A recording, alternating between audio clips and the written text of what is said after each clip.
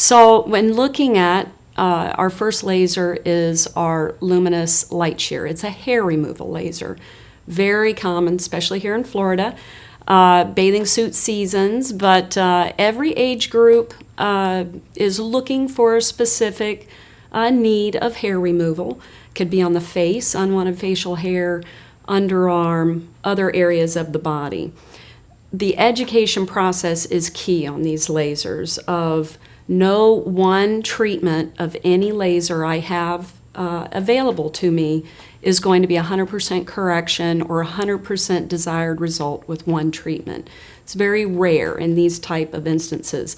These lasers are not ablative lasers, meaning they're not these ones that people go in and they're really having to restore and repair these severely, deeply damaged tissue. What we're doing is correcting, maintaining, assisting on achieving a desired cosmetic aesthetic result. So with hair removal lasers, we educate, it's a process. Hair growth is in a cycle.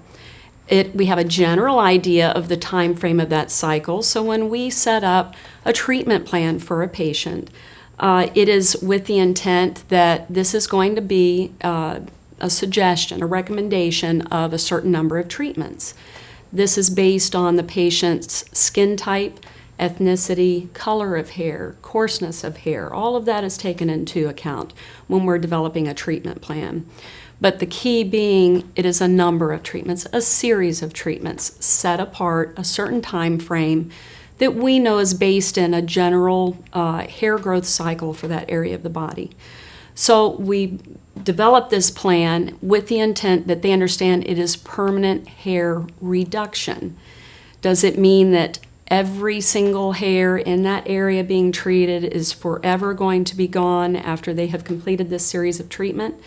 No, that is not the realistic expectation. The expectation is the vast majority of hair will absolutely typically be gone.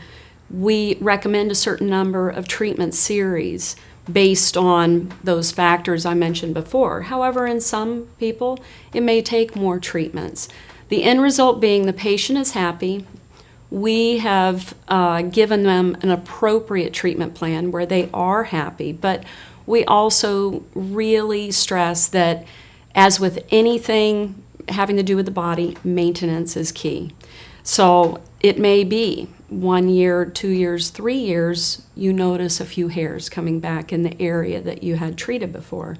Does it mean now that that treatment failed? No. It could mean hormonal changes through childbirth, through menopause, just through stress, through other changes in your life.